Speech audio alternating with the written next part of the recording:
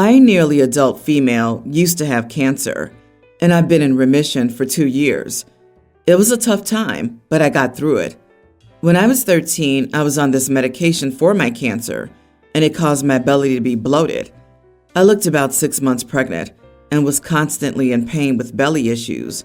It was a hard point, both physically and mentally, through my fight with cancer. Once when I was in the hospital, my dad and his then fiance visited me. It was when I was on that medication and I looked 6 months pregnant.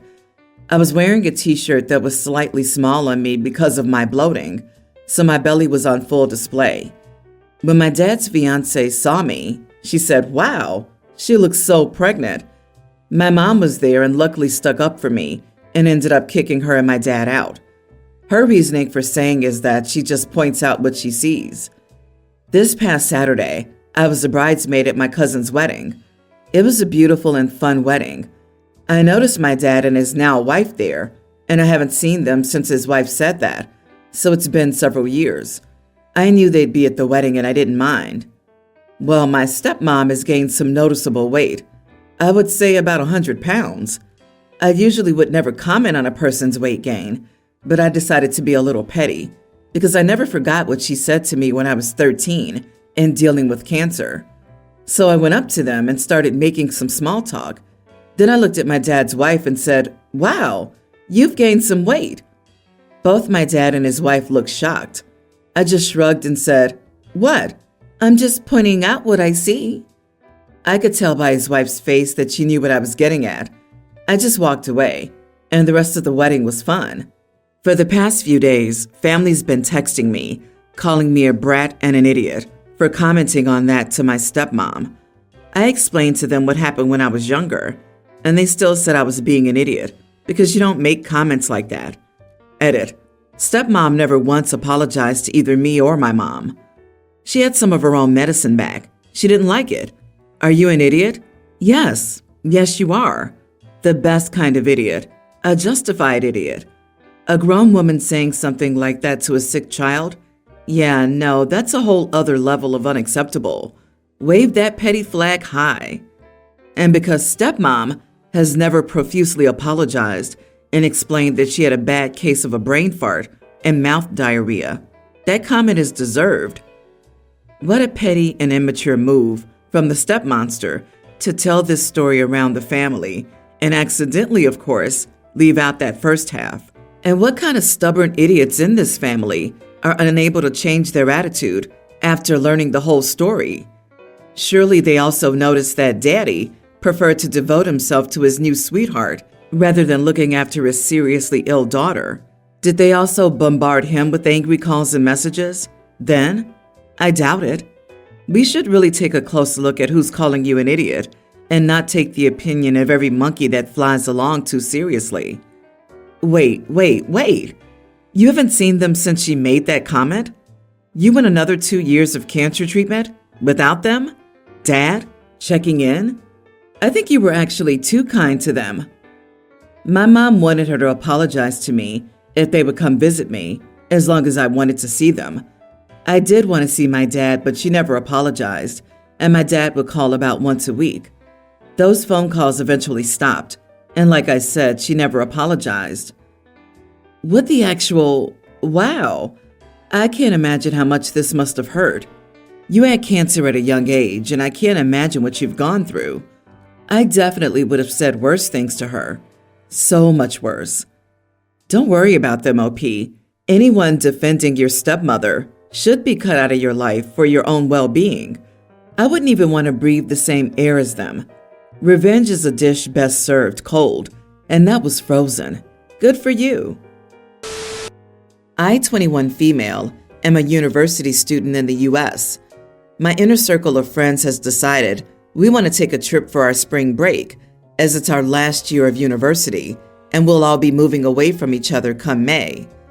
A part of my family is Greek, and my uncle owns a small hotel near Athens, only 3 stories, very small rooms, and a more budget-friendly style of traveling. Anyone who has been to smaller hotels throughout parts of Europe would know what I'm talking about, but I don't know the immediate English translation for it. So I spoke with my uncle, who graciously invited my friends and me to come to Athens and stay for the week without the expense of staying, just having to pay for our flights and activities. Initially, this was just me and 3 other girls who I invited, and we were all very excited and already booked tickets for the summertime. But in the past 3 months, we've become friends with 2 other girls who have slowly joined our group, and I extended the invite to them, one being Harper, 22 female.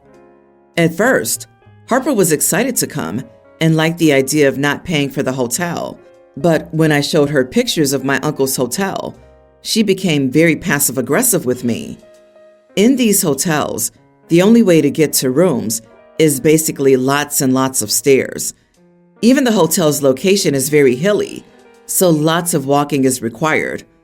The elevator is a classic European elevator where one standard-sized person will fit, but they're mainly just used for luggage. Harper is plus-sized and has chronic pains, so she could not take the stairs since she couldn't fit in the elevator. I found out from my other friend later that Harper was talking behind my back, calling me names and saying I'm only inviting her to let her be humiliated, and how inconsiderate I am for planning a trip with poor accommodations. Immediately, I called her to ask why she said this about me, and she blamed my uncle's business because the hotel not being accessible is a form of fat phobia and ableism. I explained that many of these hotels are very old architecture and standard in European travel, especially in Greece. Then she said I shouldn't defend such a disgusting culture if that is the standard. I honestly do not know how to proceed, and I think maybe there is a cultural misunderstanding. Some of my friends are saying to just apologize, but disinvite her altogether if she's taking such an issue with it. Am I the idiot? Not the idiot. Your friend is being ridiculous. Your uncle made a very kind offer to you and your friends, including Harper. The hotel does not meet her needs, and she declined, but trying to assign evil motives to you is ridiculous. Some places in Europe are hundreds of years old, built long before the idea of accessibility came along. Yes, it seems like she'd want an old and historical building knocked down and rebuilt because some people can't go in it. She'd not be able to get up the staircases in castles either. Would she say that they were ableist too? OP, I just returned from a trip. The elevator was out, and I had to go up to the 5th floor. The narrowest staircase. It's just the norm out there. You should uninvite her. She'll be a pain to deal with during the entire trip. Jesus Christ, you are not the idiot. I'm from Europe, and these old buildings were built years ago. One summer, I stayed in Sorrento, Italy, and the lift was a death trap. You walked up the stairs. Unless your friend expects the entire nation of Greece to redesign their architecture for her especially, she'll need to walk upstairs or understand that the world is not America. If she doesn't want to, she doesn't have to go. This isn't a mandatory vacation. Also, tell her that her ethnocentrism is annoying. Your family isn't fat-phobic or ableist, but she's narrow-minded and judgmental. My sister Jess, 36, has been married to Kyle, 38 male, for 7 years. Jess has Parker, a tween male, from a previous relationship, and Kyle has Bodhi, a teen male, from his first marriage. Bodhi's mom died when he was 5 or 6.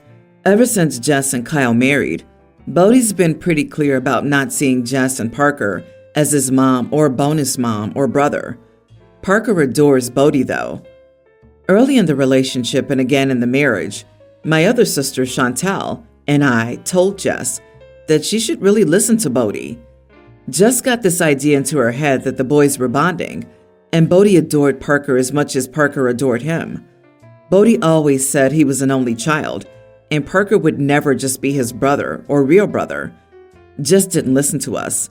She lived in this fantasy world.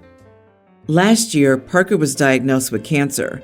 It broke all our hearts because he was so scared, and treatment has been awful for him, but he's coming out on the other side. Bodhi's feelings and relationship did not change when Parker got cancer. He's still distant and not very emotionally attached to Parker. My sister kinda noticed then, but said that she still believed Bodhi would be there for Parker if he needed him. A few weeks ago, Bodhi won tickets to an amusement park that Parker loves. He hasn't been able to go for a while because he was sick, and Jess and Kyle are financially struggling due to Parker's cancer and things they had to pay for at that time. So money's tight. Bodhi said he invited his best friend to go with him. Kyle suggested that he should take Parker, and he said no. He said he wanted to go with his friend, not with Parker. Parker had already been told about the tickets and wanted to go with Bodhi. He adores Bodhi and thinks he's the coolest guy and the best person in the world. He was crushed when he heard. Jess and Kyle sat down and talked to Bodhi about how much it would mean to Parker and how giving him something fun to do would be a kind thing, and the two could enjoy it together. Bodhi said no, and he mentioned that he left the tickets with his friend and his friend's parents, so Jess and Kyle couldn't use them how they wanted. Jess is angry. She's angry that Bodhi's being this way and has been blindsided by how little Bodhi cares about Parker's happiness and the fact he wouldn't jump at the chance for them to have a fun day together when they could have lost Parker. Chantel and her already fought over it, and Chantel told Jess she had no business hating the kid and he didn't choose this. When she came to me and asked why Chantel was so angry at her and why neither of us seemed to be shocked, I said it was because we believed him when he said that Parker wasn't his brother, and I said she should have really listened and believed him too. Jess cried and yelled at me and told me that Bodhi was a kid and is still one, and kids say things they don't mean all the time. She said we expected way too much of her. Am I the idiot? Not the idiot. Jess brought this on herself by never listening to her stepson and choosing a fantasy instead. I understand she wants her son to have a brother, but that isn't Bodhi's responsibility.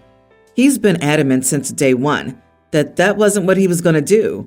And yeah, sure, kids can change their minds, just like anyone can, but they can also not change their minds. Personally, I think it was very smart of Bodhi not to keep the tickets at home, because you can guarantee that Jess would have stolen them to force Bodhi to do what she wanted him to do. He is a person, not her son's comfort toy. And don't get me wrong, I do feel awful for Parker because I can see it from his side as well. He wants a big brother who loves him, but at the end of the day, Bodhi and Parker each have a choice about their relationship. Wow, the fact that Bodhi left the tickets at a safe place, which is not his home, speaks volumes.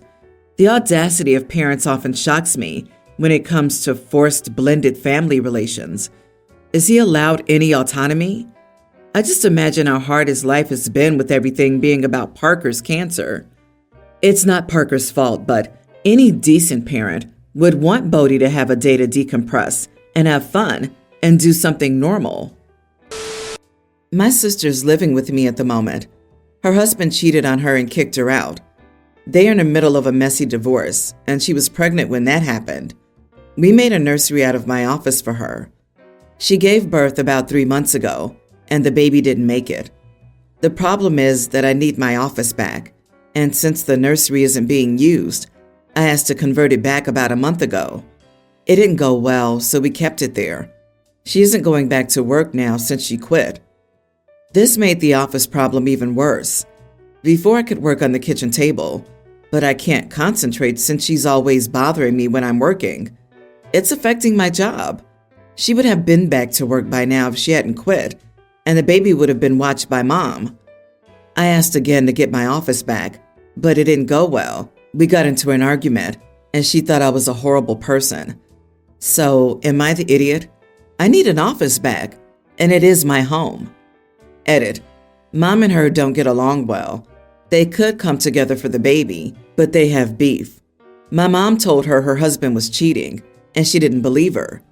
It was a huge argument, and when the truth came out, she blamed Mom for putting the idea in his head. I know for a fact that my mom is refraining from saying I told you so. Forcing them to live together would not be good. I don't want to even touch the not contributing part. I pay for everything alone. Hopefully she gets the house in the divorce, and it ends soon, and she's able to pay me back a bit. Not the idiot. If it was her house, that would be different. But she's a guest in your house, and you kindly converted it for her for a reason that's no longer needed. What happened is tragic, and I feel bad for your sister, but the room wasn't hers. She's quit her job and doesn't contribute, which is an issue for another time, but if I were you, I'd change it back and not ask her. You don't need her permission. OP, I don't blame you. It's a horrible situation. It's also worth noting that an empty nursery, ready for a baby that isn't coming, will only be a constant visual reminder to your sister of her loss. Put the stuff somewhere she won't see and give it back to her when she's ready if she wants it. So your sister's blaming her husband's infidelity on your mother and demanding that you maintain an empty nursery at great inconvenience to you and your career. Has your sister always made a habit of behaving irrationally? Or is this a new development brought on by her stressful circumstances? Whatever the case, encourage her to get counseling. There are often community services with sliding payment scales if she can't afford therapy on her own. There are also great support groups that could help her. Whether or not she accepts these options, if she has a history of blaming others and feeling entitled, she might not. You need to take back your office. My 33 female ex, Rick, 35 male, and I broke up 11 years ago after I caught him cheating. It was a messy break, and we haven't talked since then. Since then, we have both remarried and had kids. Surprisingly, our kids are around the same age. Mine are pre-tween and a little younger. His older two are the same, and he has a toddler. In the past year, I've become good friends with my next-door neighbors, who also have kids, a pre-tween and a toddler. Since my neighbor's oldest is good friends with both of my kids, I allow them to play on our swing set whenever they want. There's no fence between our yards, and the kid is super well behaved. A few months ago, I learned that my neighbors are close to Rick. This isn't a problem for me. They messaged me asking if Rick's kids could also come and play on the swing set. I agreed, and the kids all had a blast. It became a common occurrence. The problem started when I found Rick playing with the kids in my yard. Normally it's his wife over, and I've become friends with her. I wasn't going to pitch a fit because I usually won't tell an adult they can't be where their kids are. However, Rick has slowly tried to start talking to myself and my husband. I tolerated it at first until Rick tried to apologize for cheating. I told him I didn't want to hear it. I told him I didn't want to be friends and would prefer not to interact with him. He didn't take it well and said that I was a petty witch who couldn't let things go. I told him to leave and that he wasn't welcome on my property. I let his wife know that she and the kids were still welcome. She said she understood, and I thought that was the end of it. Well, word gets around quickly in a small town, and I'm now being bombarded with messages from mutual friends saying that I'm being petty and I can't allow Rick's family over, but not him. I tell people I don't want to deal with him, but everyone's saying that I'm in the wrong and I just need to forgive and move on or not allow the kids over. Am I the idiot? Not the idiot. It's too bad your generosity led to the idiot calling you names. Hold your stance. You should not be forced to continue to see someone who made your life miserable and thinks it was no big deal. And in the midst of an apology, he called you a name? That doesn't sound like an apology to me. His reaction shows that he wasn't apologizing properly. He was doing it to make himself feel better, tell people he's apologized. He isn't apologetic, and the buildup shows that this was planned. Word didn't get around. Rick shot his mouth off about the OP all over town.